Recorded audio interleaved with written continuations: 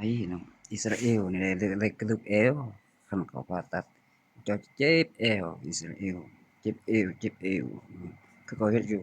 ว่าผมไปเครื่องไปครองนักอิหร่านเนี่ยเขาจี้คร้านได้เขาได้บ่ากระดูกบ่าอิรัก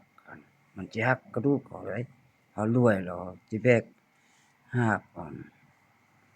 โอ้เคยอยู่สบายเนาะแม่นะอิสราเอลจะได้มาขออ่า บางเรื่องของมันบ่ถึงขั้นผ่านชีวิตเขาจึงตั้งถ้าเป็นนักเล่าฮู้ซุมอยู่ในนามสงคราม